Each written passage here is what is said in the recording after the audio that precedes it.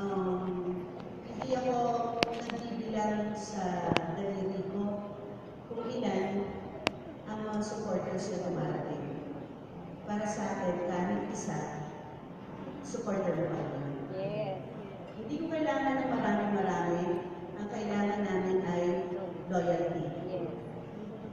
Ang kailangan namin ay totoong nagmamahal. At totoong may malasakit. So, sa ngayon, nakikita ko, hindi man tayo, or I don't know if lahat dumating as invited, no? Pero katulad ng sinabi ko, hindi sa akin importante ang kay Marrojas. Bukod sa inyo ng mga fans na hindi naman sang-ayon, respeto ko yun, walang pilitan. At all. Okay? Minsan, mag-umpisa tayo, kilalanin muna ang tao. Minsan, mag-umpisa tayo, tignan nga natin bakit sinuportahan ni Tita Carla at saka ni DJ. Bakit? Kasi alam ko, hindi naman yung mga balas-ubas na tao eh. Bakit si Martella? I'm sure hindi sila susuporta sa magnanakaw. Bakit kaya si Mar? Hindi lang kayo actually ang hinaharap namin, no?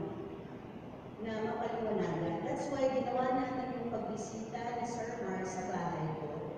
Dahil personal na requested na niya yun. Na kung gusto ko siya makilala, pwede ko siya maimbita sa bahay ko para personal. Ang number one na tinanggal is education. Lahat yung may tanong si Daniel. Net na nga lang yung iba kasi ang siga ng mga tanong ng DJ. Kilala niyo naman siya.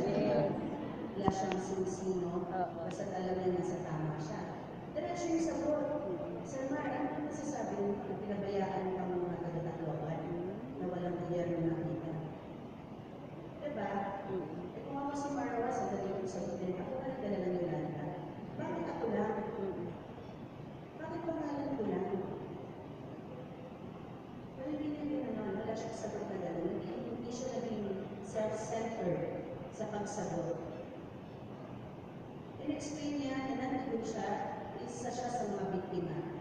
Friday, dumating ang bagyo, Thursday night, nandun na si Marrojas. Pwede naman siyang nandito lang yun. Katulad ng ibang politikong nanatili lang sa bahay habang naririnig nila ang news na super typhoon. Hindi ko siya pinagtatanggol. Hindi ko naman siya kilalang personal. Pero kasi hindi ako makikita. Nakikinig muna ako sa danyan bago ako nanguhusga. Sa kanya, tiwala ka. Okay?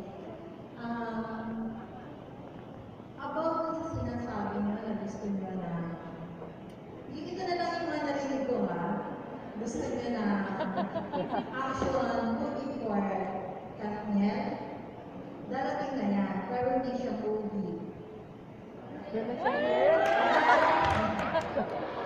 Kasi lang na pero may yung pinag-uusapan doon, pero teleserye na. Sana police si Catherine matapos bilang deputy. Tapos